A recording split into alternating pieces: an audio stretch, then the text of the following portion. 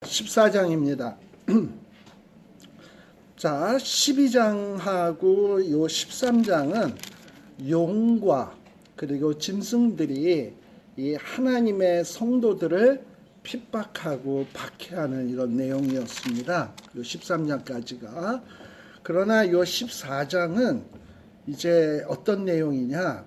14장은 짐승표를 받지 않은 신자, 이제 짐승표를 받지 않은 신자들이 얼마나 영광스러워지는지, 반대로 이 짐승표를 받은 자들이 얼마나 비참하게 몰락하는지, 이 대비를 기록해 주는 장이 요 14장입니다. 그래서 짐승표를 받지 않았던 자들이 이 짐승들이 지배하는 기간 동안에는 참 비참하게 힘들게 고난 중에서 살아갑니다만, 요 잠깐이 지나게 되면 짐승표를 받지 않았던 사람들은 너무너무 영광스럽게 될 거예요. 그리고 짐승과 그 일당들은 한때는 정말 그들이 영화를 누렸는지 모르지만, 권세를 누렸는지 모르지만, 그야말로 졸지에 멸망하게 되고 비참하게 된다. 그래서 마지막 재림 때에는 이런 짐승표를 받지 않은 자와 짐승표를 받은 자, 짐승들과 대역전극이 일어나게 된다라는 것을 보여주는 것이 요 14장의 내용입니다. 자, 근데 요 14장은 크게 한 세 구분으로 나누어 볼 수가 있어요. 14장 1절에서부터 5절까지 이게 첫 번째 부분이고요. 이건 뭐냐? 이 짐승표를 받지 않은 하나님의 속한 자들, 이런 자들이 14만 4천이야. 근데 이 하늘에 14만 4천 명이 짐승표를 받지 않은 자들이 하늘에서 찬양하는, 하나님을 찬양하는 이런 모습이 기록되고 있는 것이 5절까지입니다. 그 다음에 14장 6절에서부터 13절까지는 이 천사가 전하는 구속과 심판의 메시지가 있어요. 아마도 천사가 세상을 향하여 마지막 복음을 증거하면서 또한 경고를 하면서 하늘로 쭉 날아가면서 그 복음과 경고의 메시지를 전하는 거예요. 지금 하나님이 여태까지 이 땅 위에 일곱 나팔을 통해서 징계를 했죠. 근데 이 징계를 하는 것은 너희들이 나를 경배하네? 한번 힘들어 봐라. 이렇게서 하나님이 화가 나가지고 자기를 경배하지 않는 사람을 괴롭히는 게 징계가 아니에요. 하나님이 왜 이 땅에 일곱인과 일곱 나팔의 재앙을 내리시냐? 봐라, 이 땅, 그 다음에 바다, 물들, 얘네들은 숭배의 대상이 아니야. 얘네들은 창조하신 이가 있어. 네가 진짜 제대로 똑똑하다면 이것을 창조하신 분을 경배를 해야지, 네가 이렇게 하나님의 징계의 대상인 바다와 땅과 물들, 이런 하늘에 있는 해달별들, 이딴 것들을 섬겨서야 되겠느냐. 그래서 하나님이 일곱인과 일곱 나팔의 징계로 치시는 거였어요. 그러면서 또 한편으로는 천사가 하늘로 날아가면서 뭘 얘기를 하는 거냐? 야, 복음이 뭔지 아냐? 특별히 영원한 복음이 뭔지 아냐? 하나님을 경외하고 그리고 그분에게 영광을 돌리는 것이 이게 영원한 복음이다. 그리고 짐승표를 받으면 너희들이 잠시 동안은 편할지 모르겠지만 무서운 심판이 있게 될 거다 하는 경고를 하면서 지나가는 것이 요 6절에서부터 13절의 내용이에요. 그리고 이제 14장 14절에서 20절까지는 드디어 뭐가 이루어지냐? 마지막 때에 있을 두 추수의 이야기입니다. 하나는 뭐냐면 알곡 추수. 그래서 하나님의 신실한 성도, 믿음을 지킨 성도들을 추수하는 알곡 추수. 그리고 또 하나는 하나님을 섬기지 않은 불신자들, 그리고 하나님을 영접지 아니하고 배척했던 이런 자들에 대해서 하나님이 무시무시하게 심판하시는 쭉정이, 가라지에 대한 추수. 그래서 어떤 하나님의 진노의 추수죠. 이거는 두 가지 추수가 나타나게 된다라는 겁니다. 흔히 이 두 추수의 이야기를 가리켜서 보통 우리는 많은 사람들이 이 요한계시록을 보면서 뭘 연상하냐? 이거는 휴거 사건을 얘기하는 거다. 그래서 알곡 추수, 하늘로 들러 올리는 것이 이게 휴거고, 그리고 나머지 불신자에 대한 어떤 추수는 밑에다 놓고 하나님이 진노의 대접으로 퍼붓는 것. 그래서 그들을 진노하시는 것. 그래서 진노의 심판을 하는 것에 대한 얘기가 바로 요 14절에서 20절까지 나오는 내용입니다. 자, 그렇다면 일단 요 14장 1절에서 5절까지에 나오는 내용을 한번 봅시다. 자, 여태까지는 뭘 봤냐? 짐승, 두 짐승, 그리고 용을 봤습니다. 근데 그러다가 이 땅에서는 이 용과 짐승들만 보여서, 그리고 그 용과 짐승들에게 짐승표를 받지 않고 믿음을 지키는 자들이 핍박당하는 모습을 보면서 요한이 얼마나 마음이 속상했겠습니까? 그런데 이제 하나님이 새로운 장면을 보여주시는 거예요. 14장 1절. 내가 보니 이제 또 뭐가 보이냐? 땅을 봤을 때는 정말 한심했는데 이제 보니까 뭐가 있냐? 시온산에 보니까 어린 양이 딱 서 있어. 그리고 그 시온산에 어린 양이 서 있을 뿐만 아니라 어린 양 옆에는 14만 4천 명이 서 있다라는 거예요. 바로 이 14만 4천은 우리가 그 요한계시록 7장에 이미 14만 4천 얘기했죠. 그때 이 14만 4천이 뭐였습니까? 숫자적인 14만 4천이 아니라 하나님의 소유된 백성, 하나님의 그리스도의 보혈로 구속함을 받은 이 백성들을 14만 4천이라고 얘기했습니다. 그래서 요한계시록 7장 앞에서는 지상의 14만 4천이고 7장 후반부에는 하늘에 있는 14만 4천인데 거기서는 뭐라고 나오냐? 허다한 무리로 나왔다라고 얘기를 했어요. 그래서 14만 4천은 12 곱하기 택한 자의 수, 구약의 12지파, 신약의 12제자 12 곱하기 12, 그리고 많다라고 하는 숫자 1000. 그래서 엄청 많은 숫자지 숫자적 14만 4천은 아니다라는 거예요. 그래서 여기에서도 보면은 어린 양이 서 있고 그와 함께 있는 14만 4천은 누구냐? 어린 양에게 속한 그리스도의 보혈로 구속함을 받은 자예요. 그래서 이들의 이마에는 뭐가 기록되어 있다? 어린 양의 이름이 기록되어 있다. 옛날에 우리 한국에서 초등학교 다니면 이제 새 학기가 시작이 되면 학교에서 교과서를 나누어 줍니다. 그죠? 그럼 제일 먼저 하는 작업이 뭡니까? 이름 써놓지. 왜? 이건 내 거다라는 거죠. 자, 그런데 지금 이 14만 4천 명이 이마에 뭐가 써져 있다? 어린 양의 이름 써져 있다. 누구 거다? 어린 양 거다. 또 뭐가 써져 있다? 아버지의 이름이 써져 있다. 그러니 이 14만 4천은 아버지의 것, 주의 것에 속한 사람이야. 하나님의 백성입니다. 주의 백성인 거예요.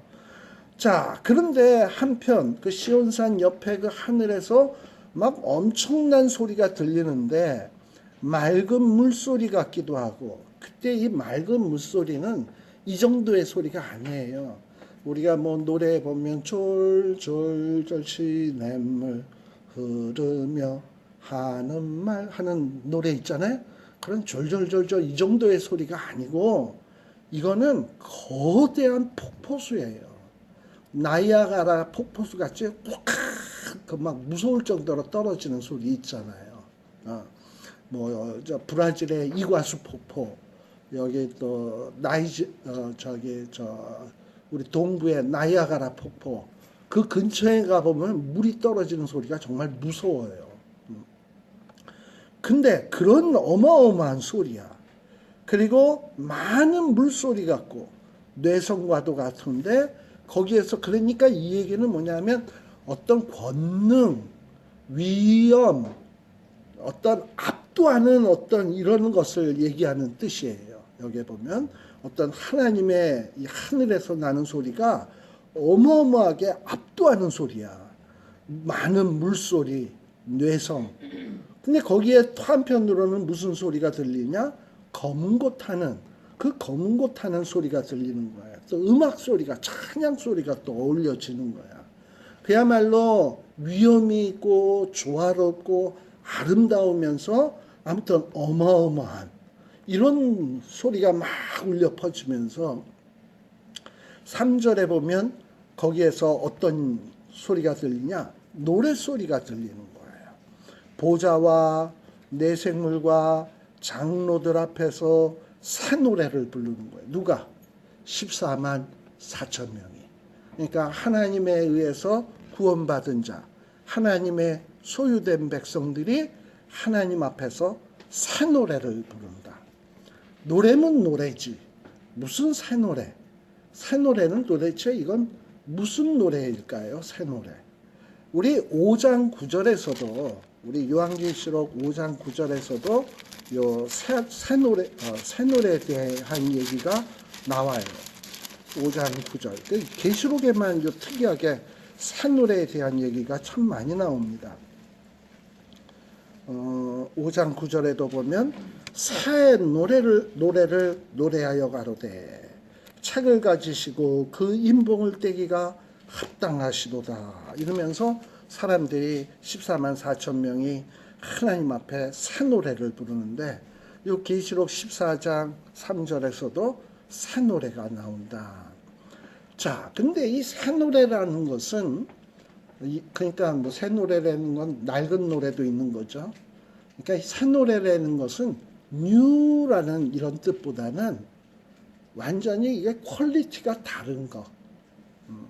뭐 이렇게 새로운 없던 것이 새로 생긴 노래가 아니라 노래는 노래였는데 예전에 이런 노래였는데 그게 완전히 퀄리티가 달라진 거야. 완전히 같은 기뻐사는 노래인데도 이제는 뭐 이게 완전히 질적으로 달라진 이런 노래를 가리킬 때 새 노래다라고 얘기를 하는 거예요. 자, 근데 이런 새 노래가 어디에도 나오냐? 우리 시편 한번 봅시다. 요거는 아마 제가 프린트에다가 써놓지가 않은 것 같은데 시편 40장 한번 봅시다.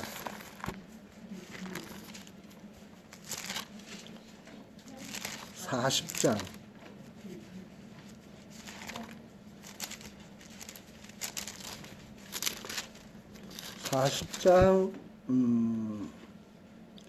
40장 3절입니다.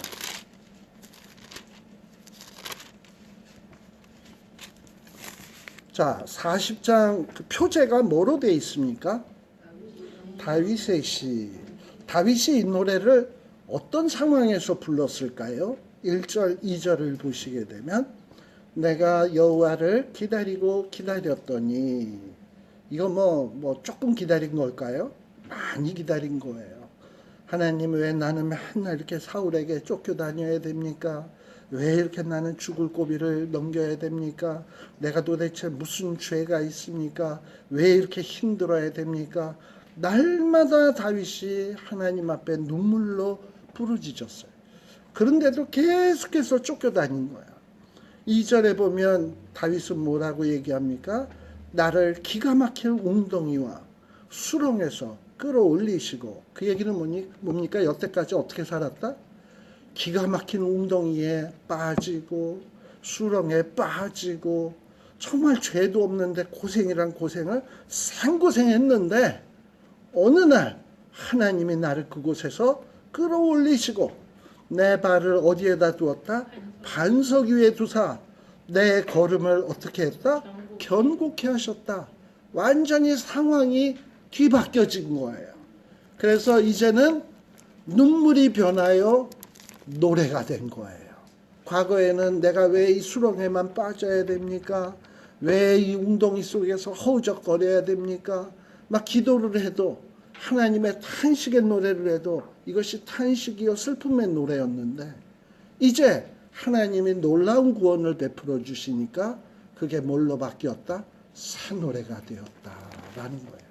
그래서 이 새 노래는 보통 누가 부르는 거냐? 이 하나님의 백성들이 기가 막힐 웅덩이와 수렁이 속에서 고통과 어려움 속에서 신음하다가 하나님이 거기서 끌어올려 주셨을 때, 와, 하나님의 구원이 이렇게 놀랍구나. 그리고 하나님의 능력이 이렇게 놀랍구나. 이걸 깨달은 다음에 부르는 노래가 새 노래다라는 거예요. 이거는 구원받은 자만이 할 수 있는 노래야. 구원을 안 받은 자는 감이 안 와, 이런 노래가. 근데 구원받은 자는 이게 감이 와. 예를 들면 이런 거와 똑같아요. 홍해를 건넜어요, 이스라엘 백성들이. 그 물이 쫙 갈라져서 그 어마어마한 상태에서 건넜어요. 그런데 건넜는데 막 600명의 병거를 타고 애국 군사가 쫓아와요. 야, 이거 건너면 뭐하냐, 쟤네들 건너면 우리 다 죽었다 이러고 있는데, 이들이 딱 오는데 어느 순간이 딱 돼서 가운데 쫙 모이게 되니까 하나님이 덮어 하고서 이렇게 푹 덮어가지고 물 위에 그 애국 군대의 시체가 둥둥 떠오르고 병고가 떠오르고 말들이 떠오르고, 그리고 이스라엘 백성은 살았어. 그 경험을 눈으로 직접 한 사람들, 그 마음이 어떠했을까요? 하나님에 대한 그 능력을 보면서 그들이 부를 그 찬송을 한번 가늠을 한번 해보세요. 왜 상상이 와요?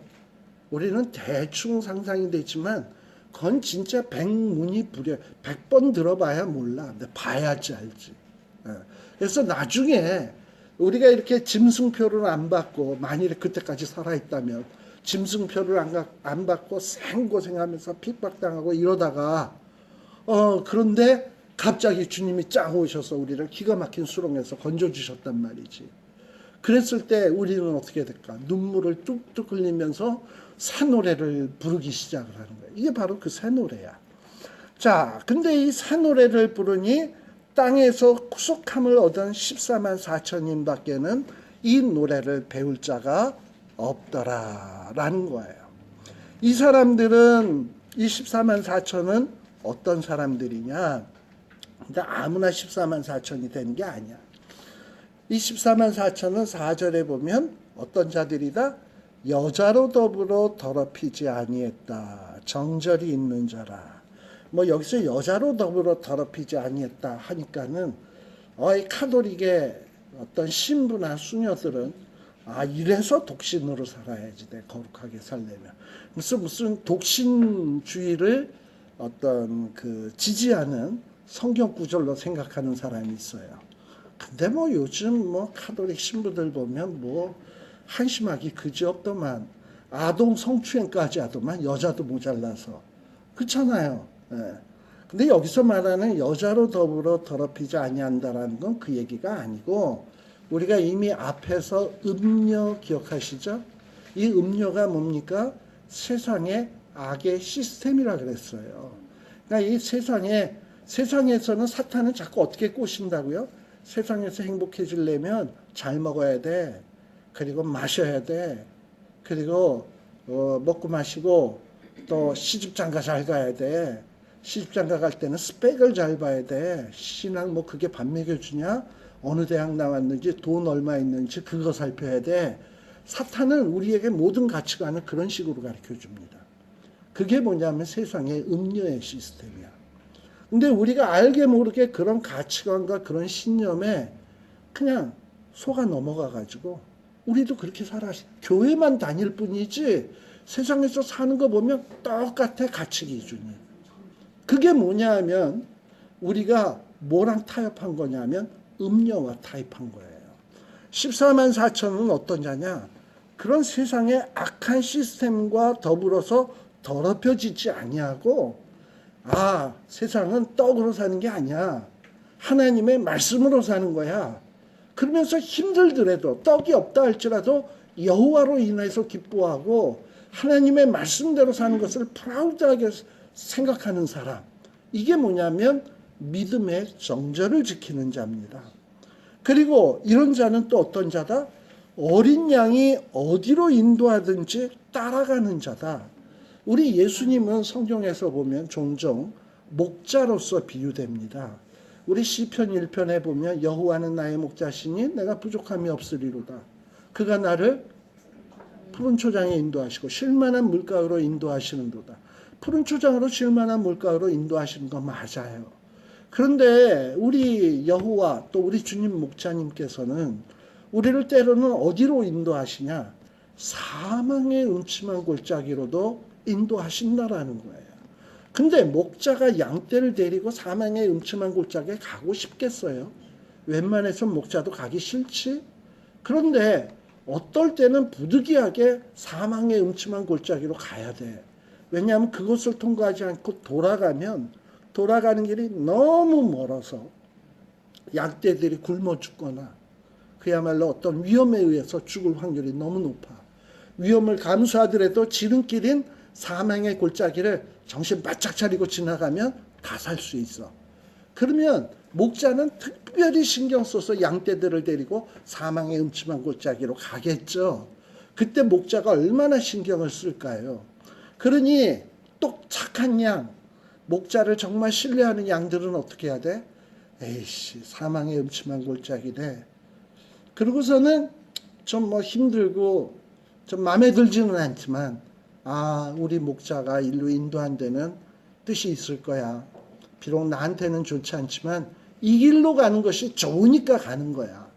이거를 딱 믿고 그냥 인도하는 대로 가는 거야. 사망의 음침한 골짜기, 괴로운 인생길이지만 주님 인도하신 따라 가는 거예요. 우리 찬송가에도 보면 뭐라고 나옵니까?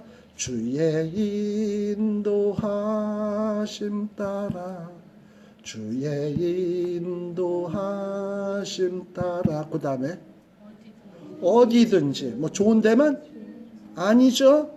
좋은 데만 따라가는 거 아니에요. 어디든지는 사망의 음침한 골짜기도 따라가겠다는 겁니다. 왜? 누가 인도하시면? 목자가 인도하시면. 그래서 24만 4천 안에 들어가 있는 자들은 어린 양이 어디로 인도하든지 따라가는 자다. 그래서 사람 가운데서 구속을 받아 처음 익은 열매로 하나님과 어린 양에게 속한 자들이다. 여기도 이제 여러 가지 해석이 나오는 말씀이 있습니다.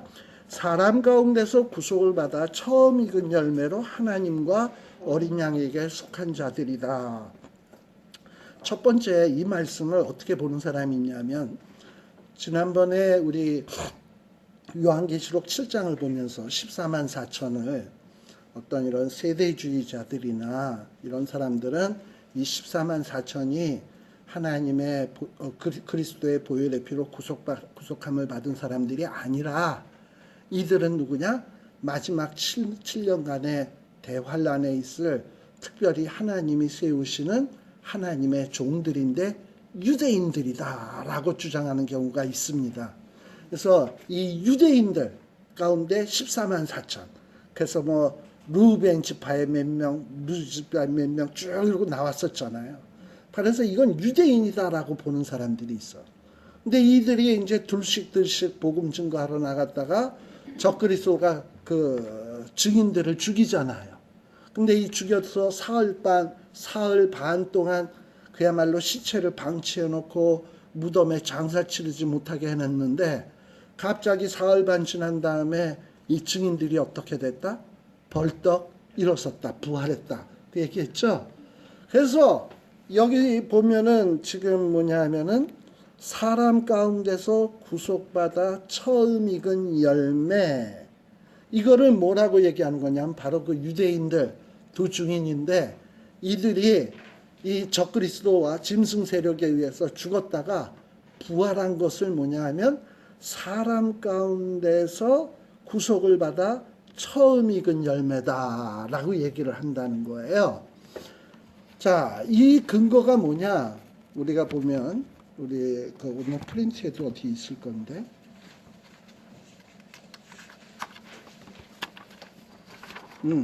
4페이지에 보게 되면요, 고린도전서 15장 20절에서 23절에 보면 이런 말씀이 나옵니다. 그리스도께서 죽은 자 가운데서 다시 살아나사 잠자는 자들의 첫 열매가 되셨도다. 예수님께서 죽었다가 살아나셨죠? 그래서 이게 뭐냐면 잠자는 자들의 첫 열매가 되셨어요. 근데 우리 예수님은 하나님의 아들이시잖아. 물론 참 인간이시긴 한데 어떻게 보면 엄격한 의미로 보면 우리 인간하고 똑같은 인간은 아니었잖아.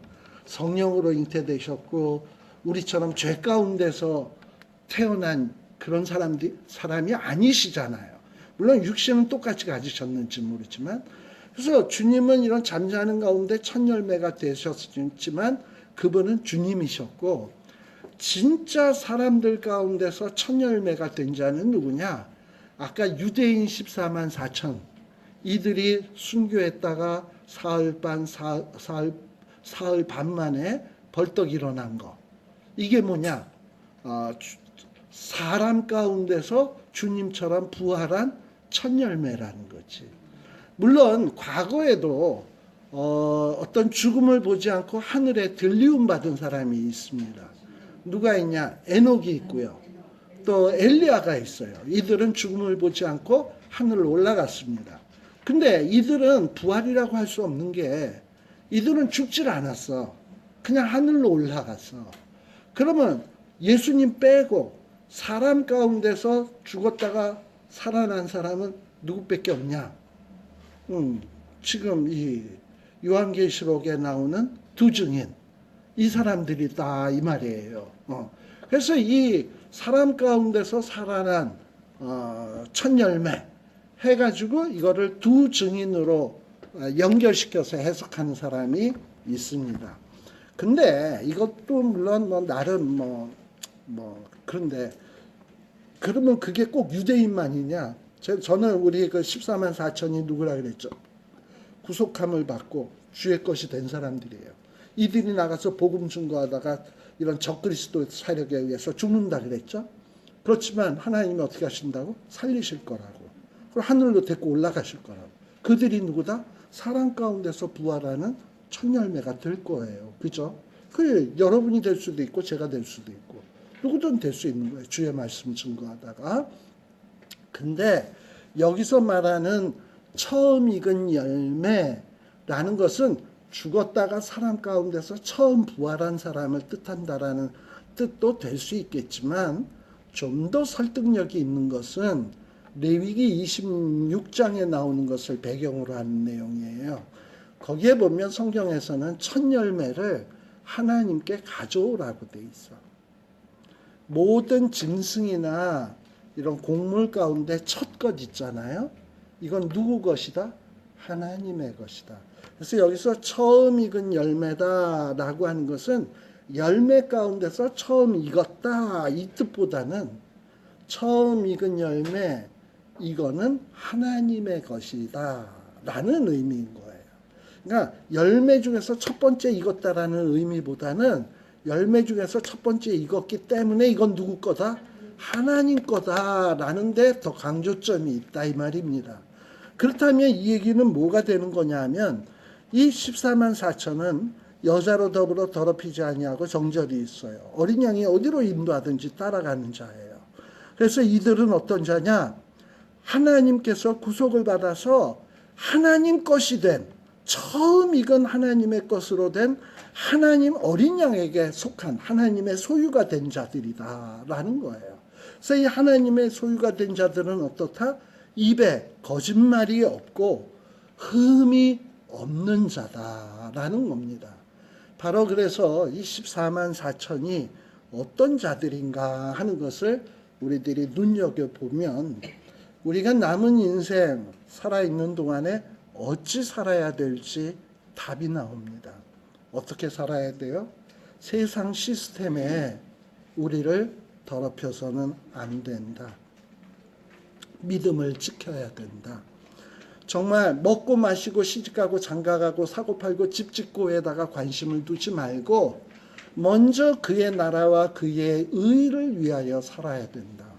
사람이 떡으로만 살 것이 아니라 하나님의 말씀으로 살 것이다. 저도 옛날에 이 말씀을 보면서 어떻게 생각했냐? 무슨 말씀으로 살아? 말씀을 읽으면 떡 나오나? 밥 나오나? 그리고 뭐 밥 먹여주나? 떡 주나? 진짜 그랬어요, 제가. 그래서 말이 안 되는 것 같아요. 예수님이 참 말을 웃기게 하신다. 사람이 떡으로만 살 것이 아니라 하나님의 말씀으로 산다. 무슨 말씀을 읽으면 배가 불러져요? 새끼 밥 나와? 뭐 내 삶이 보장이 돼요? 아니잖아요. 현실적으로. 그러니까 나는 그게 말이 안 된다고 생각을 했어요. 근데 제가 살아보니까 맞더라고. 그냥 내가 말씀 증거하는 일, 그리고 무슨 예전에 우리 아버님이 얘기하셨듯이 돈 따라가지 말고 네 사명 따라가라. 그러면 하나님이 먹을 것, 입을 것, 마실 것 다 책임져 주신다. 라고 우리 아버님도 저에게 가르치셨거든요. 그랬더니 정말 그렇게 보니까 나머지는 다 따라오게 해 주시더라고요. 이거 제 삶의 경험입니다. 하나님, 목사님 그게 뭐래요? 궁금하시면 나중에 저한테 조용 찾아오세요. 밤새면서 얘기해 줄 수 있어요. 네. 정말 하나님께서 저에게 기가 막힌 방법으로 채워주시고 먹여주시고 입혀주시고 책임져 주시는 것을 체험을 했습니다. 진짜 그래서 우리가 어떤 세상 시스템을 따라가는 게 아니라 말씀 따라가고 어린 양이 어디로 인도하든지 가고 그곳이 설사 사망의 음침한 골짜기라도 따라가고 그리고 입에 거짓말이 없고 흠이 없고 그래서 정말 하나님의 소유로 부족함이 없는 자로 살아가는 자, 이런 자가 14만 4천이 될 것이고 이 자들이 천국에서 뭘 부른다? 엄청난 새노래를 부른다. 퀄리티가 다른, 아주 질적으로 다른 새노래를 부른다. 기가 막힌 웅덩이에서 수렁에서 나를 건져주신 하나님 하고 찬양하게 된다는 것입니다. 그래서 이와 같은 마지막에 엄청난 결과를 체험할 수 있는 저와 여러분이 되시기를 간절히 축원합니다. 기도하겠습니다. 하나님 아버지 감사드립니다. 우리에게 또 이렇게 요한계시록의 말씀을 주시고 이 남은 인생을 어찌 살아야 되는지 다시 한번 우리의 신앙을 말씀으로 재점검하게 해주시니 감사합니다. 우리가 오늘 말씀을 들으며 또 마음으로 하나님 앞에 아멘 했습니다. 입술로만의 아멘이 아니라 정말 삶 가운데서 이루어가는 아멘이 되게 하여 주시옵소서. 예수님 이름으로 기도드리옵나이다. 아멘. 마치겠습니다. 수고하셨습니다.